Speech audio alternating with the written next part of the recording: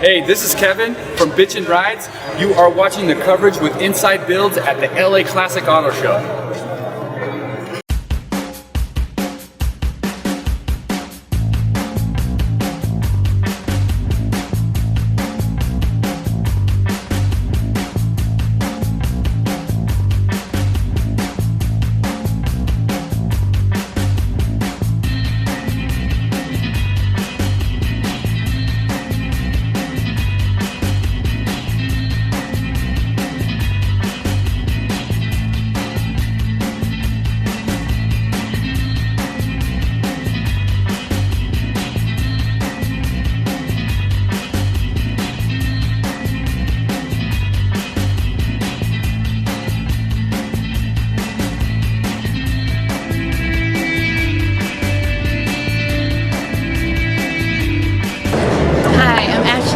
Here with Inside Builds at the LA Classic Auto Show at the LA Convention Center. We're going to take you behind the scenes interviewing some car owners as well as some different car clubs here at the show. So now let's go check out some builds.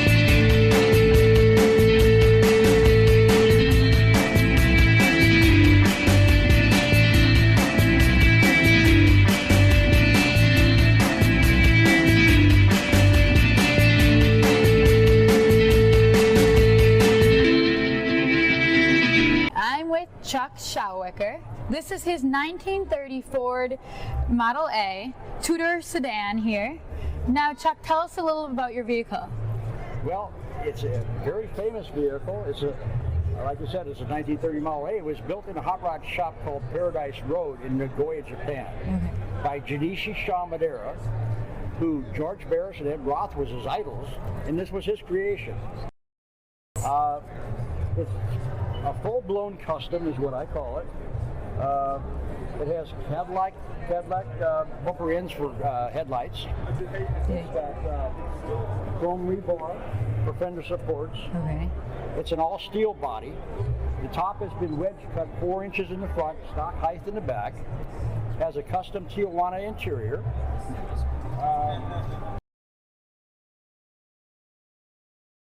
It's a 303 cubic inch 49 Oldsmobile engine. Okay.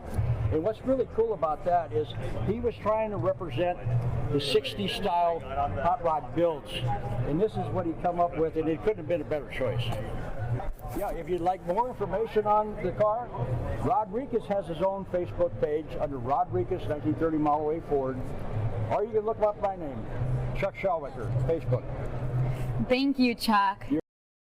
We have Sean and Felipe with Rex here. So tell us a little bit about your company and also tell us a little bit about both of yourselves. Rex is basically an air tool company that has a reverse division, and that's where we come in as far as demonstrating how the airbrushes work and how really good they're engineered. And, basically, we're here doing a demo on an actual car to express ourselves as artistically and also show how well these products are made from Rex. As you can see from here, you can get a lot of details, a lot of work, a lot of colors thrown in here. But that's pretty much in a small, general sense, that's pretty much what the airbrush is about. Okay. Isn't this going to charity? Yes. Yeah. Yeah, so it was originally going to a couple different charities. We're still trying to figure out which one. You've been great. I think right now we're leaning more towards St. Jude's. So that's kind of why we got the cracking, the little kid.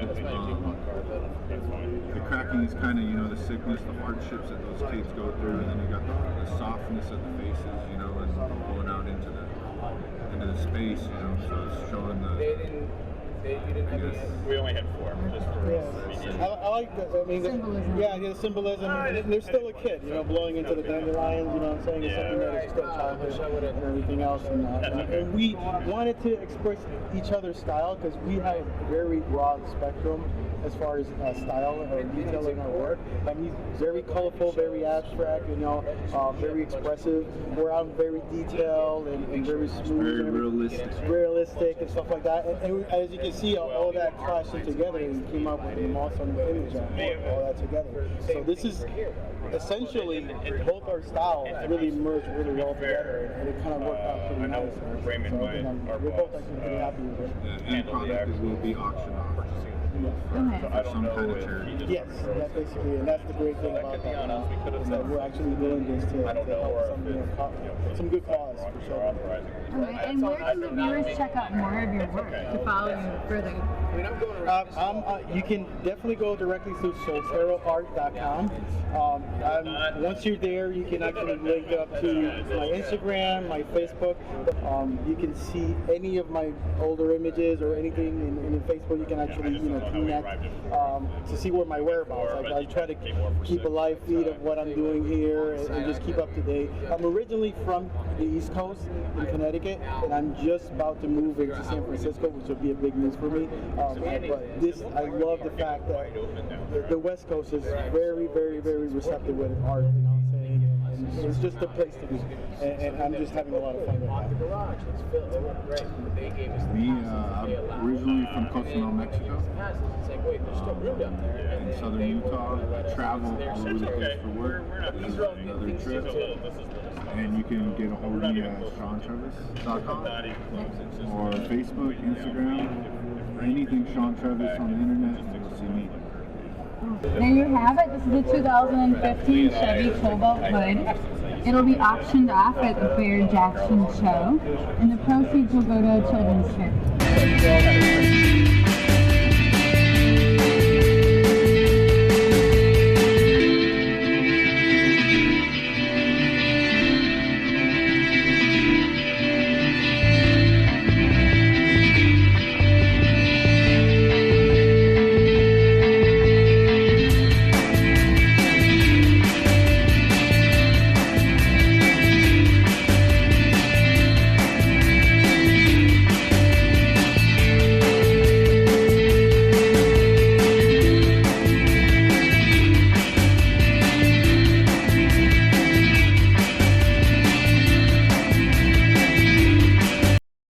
I'm with Sean Shawwicker here, and this is his 1970 PT5 buggy. This is a one-off build. It's built by Playtech Racing in Anaheim. John Gould is the builder.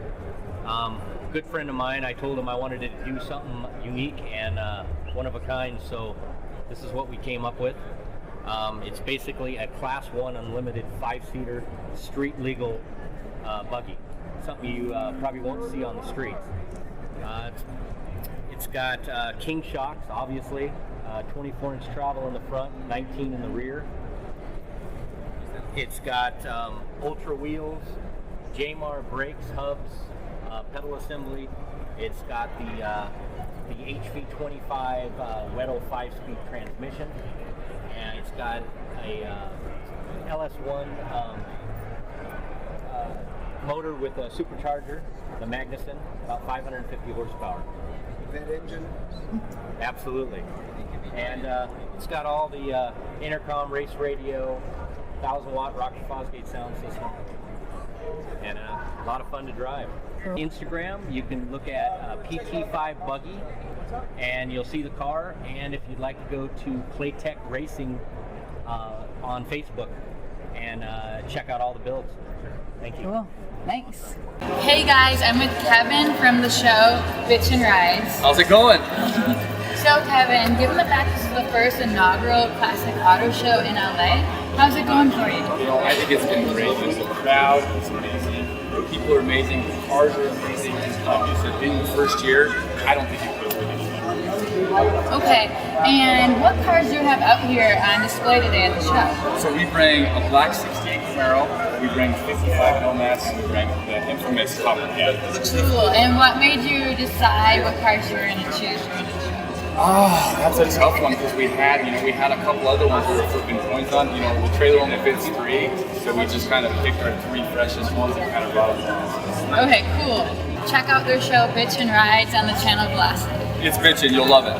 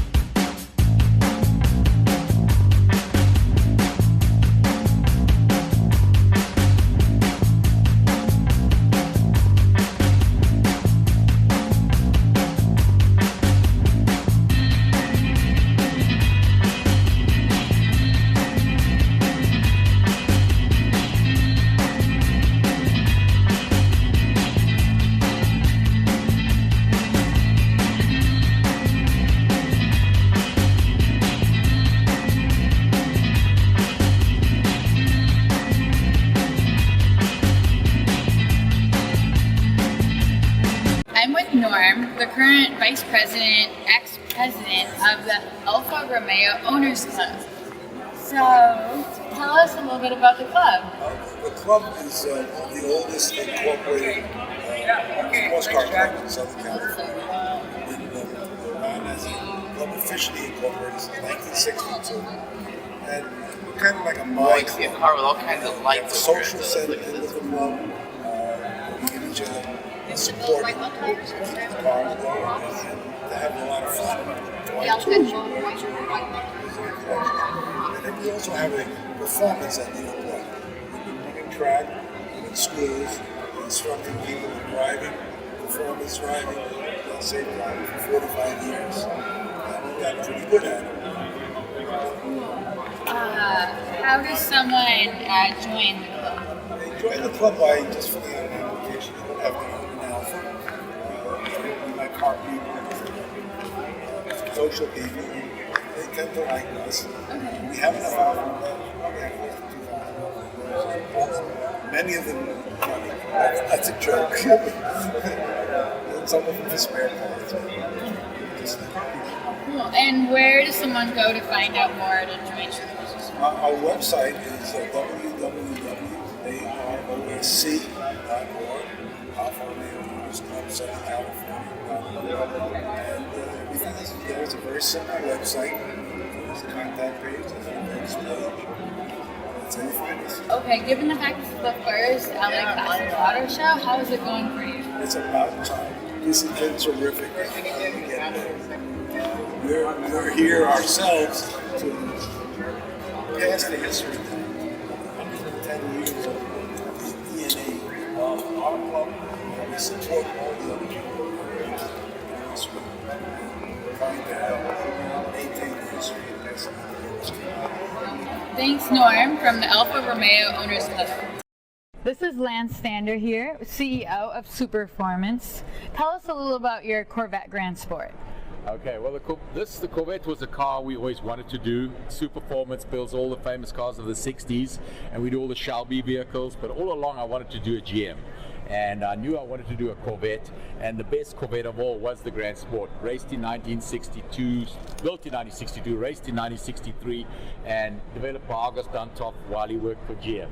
So the car is just something we're really proud of. It's a special car. It was built on a round tube frame, the same as the original cars were done. It has all the luxuries now of a modern car. We have air conditioning, power steering, electric windows in, but the Corvette was just raw power, and it's just an amazing car from the 60s. Okay, Lance, tell us about what other cars you have here today. Well, we brought out a full selection that Superformance build.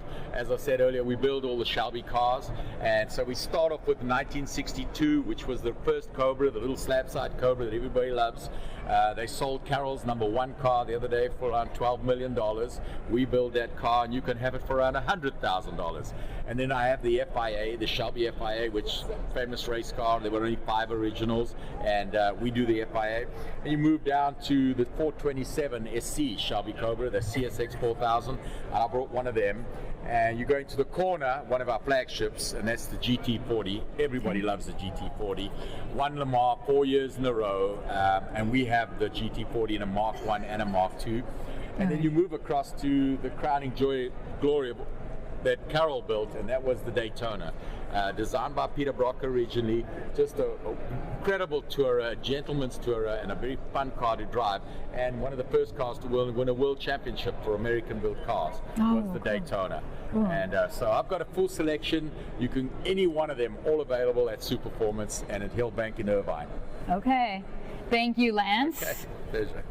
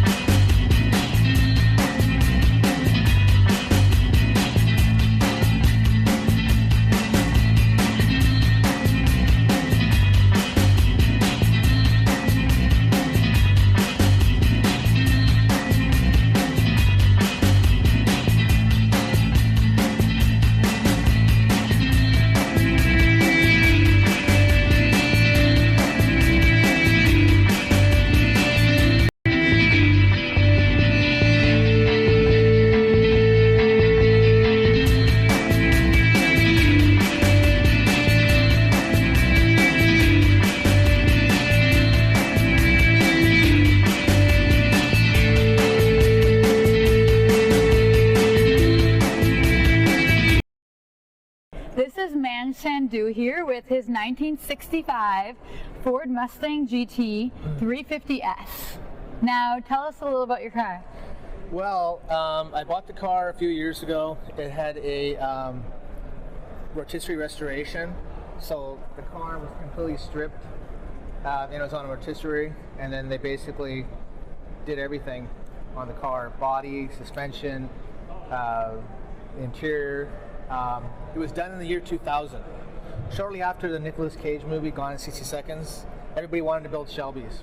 So this car was a tribute model to the 350S, where they only made 11 cars in 1966. So it has an early style Paxton supercharger, and also this car is period correct right down to the wheels, suspension.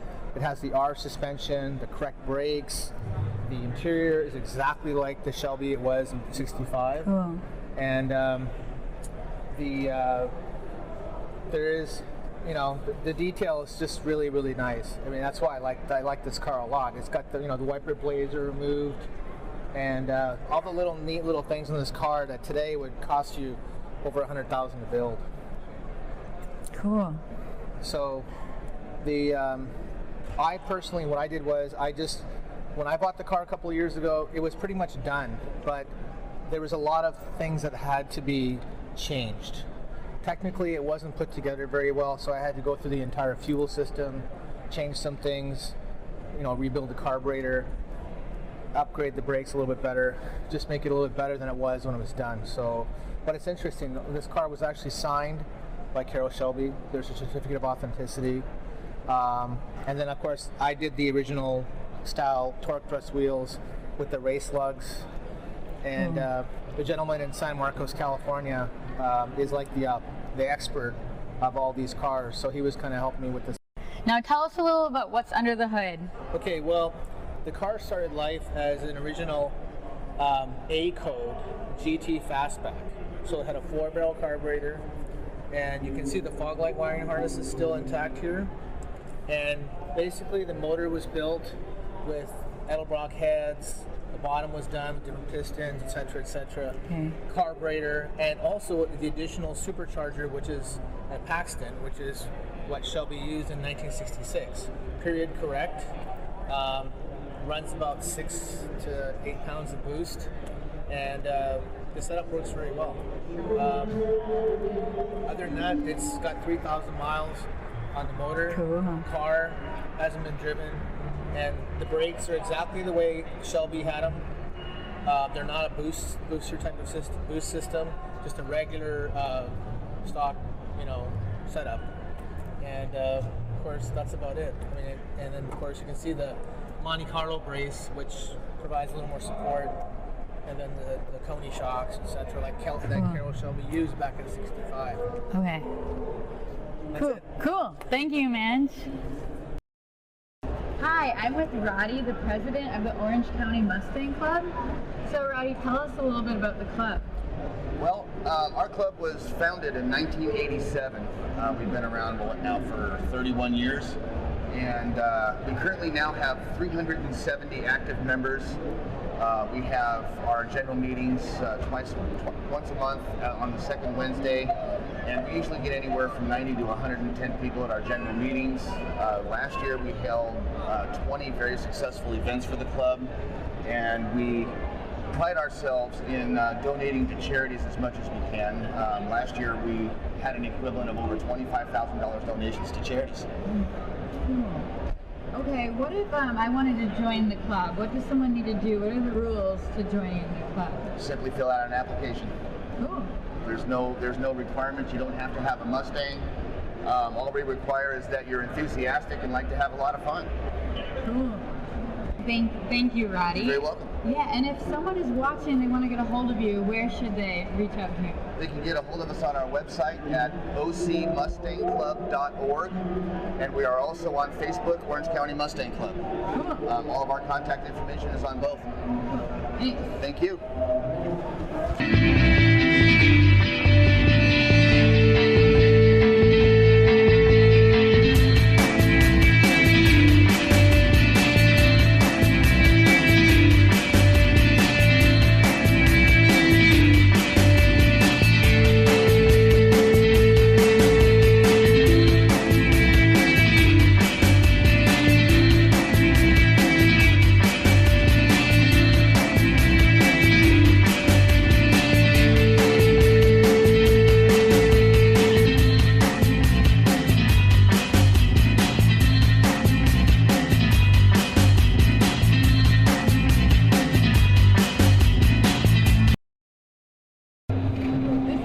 One of the founders of the original Mustang Club, and tell us a little bit about your club, where it's located and all that. We're located in Los Angeles, and we have various Mustangs all the way from 1964 and a half up until 2017, all different makes and models of Mustangs. Okay. Can anyone join the club, or what are the rules for joining the club? The rules to join the club is just to have a Mustang. Okay. Okay. And if people want to follow you, follow the club, where should they? We actually have a page on Facebook, the Originals Mustang Club, and we're also on Instagram, the Original MC. Okay.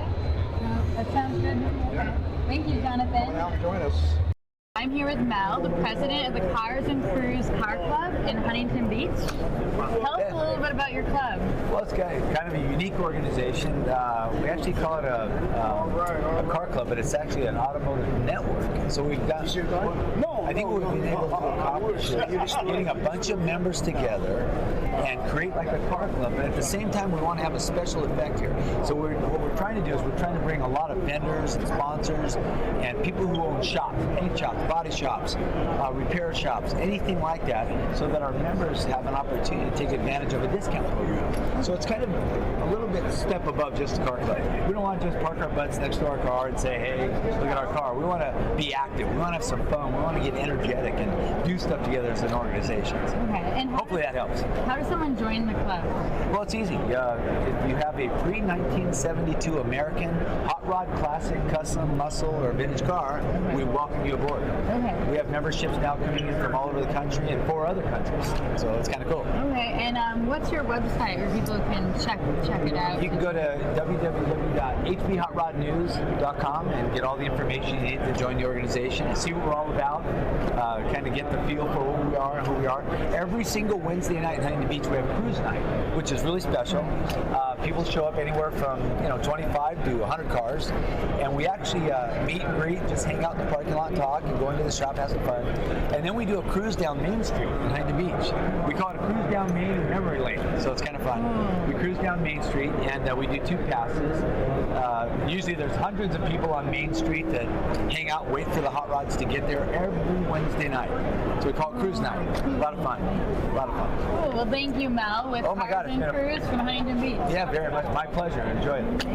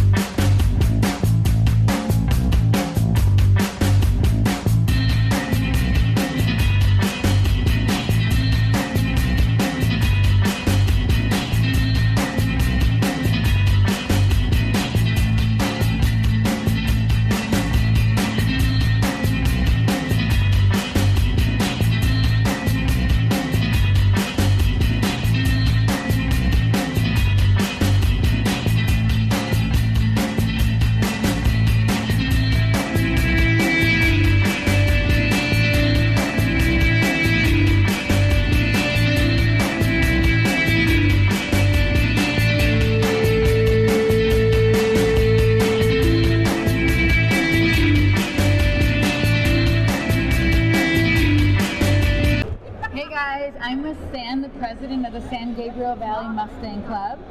And tell us a little bit about the club. Well, we have a Mustang Club. We're in the San Gabriel Valley. We started in 2004, and we have over 70 plus members. And we have only 7 here today, but we have a few cars. How does someone go about joining the club? Well, we have a sign-in sheet here, but we can go on the website too, SanGabrielValleyMustangClub.com, and it brings it up right there. And you actually come to our meeting, see if you like it first, and then if you like what you see, then we're all good. Come out and have a ball.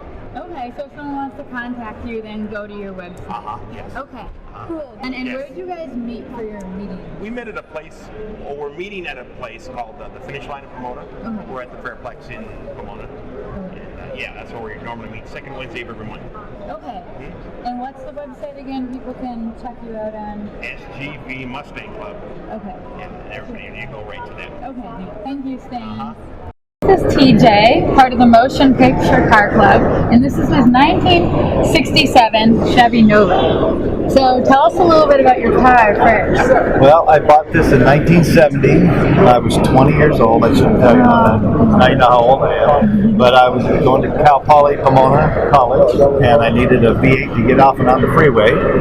And I just kept driving, and I got to work in the Hollywood TV business, and I was driving to LA and back, putting lots of miles on it, and dated my wife in this car, my future wife, and raised 2 kids with car seats in the back, and put over 500,000 miles on this.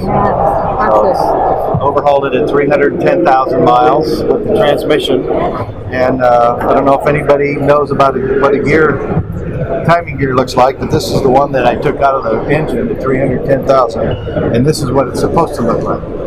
So there wasn't much left, but the engine was still running when I took it apart. Wow, surprised me and my buddy who helped me rebuild the engine. Okay, so you rebuilt the engine. Anything else you've done to it? And rebuilt the transmission. Okay. So it's a numbers matching car. All the engine, transmission are all original. The dash pad's original. The back seat, the panels are original. And it's a cruiser. I just keep driving it. Cool.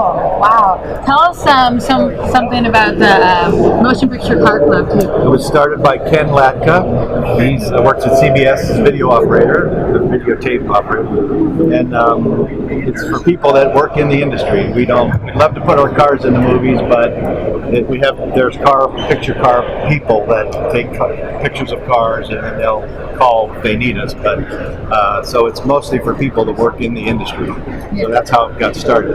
And there's about 150 members, and the website is tmpcc.com for anybody that wants any information. Ken Latka's number is on there, and he's a good guy, very knowledgeable about cars, obviously. And he'll love to talk to anybody that wants to give him a call. The number's on the website. Okay. Thank you, TJ. And go check out the website. Okay, I'm with Ed here, and we're with his 1964 Oldsmobile 98. And tell us a little bit about your vehicle. Well, we got it at an auction. It's a family car. It's one of those things that I grew up around Oldsmobiles as a kid, and mom got it, and my grandfather had it. And when I saw this at an auction, I just had to have it. And my girlfriend was back there at the camera saw this, and it was funny because I went right up to the car and I got the bid, and she couldn't see because I was in front of a lot of people, and she said, "What just happened?" I said, "We just bought a car." And we brought it up as a budget car for the whole family. Everybody's had one piece of this car. So really nice. I'm trying to bring it back up to all the Okay. I see you're also in the Motion Picture Club. Tell us a little bit about the club. This is the Television Motion Picture Car Club. It's a wide net. We have actors, directors, producers, and makeup artists. We have people that work behind the scenes, people in front of the camera. So it's a really nice wide net, and it's kind of representative of our car club too. We have a wide line of cars. We have cars that are worth a few thousand, and we've got cars that are worth millions. So it's a very nice car club to be a part of. I'm proud to be a part of it, and it's like other car clubs we do competition with each other, and in this club we build each other up. It's all about sharing the passion of classic cars. Okay, thank you, Ed. You're welcome.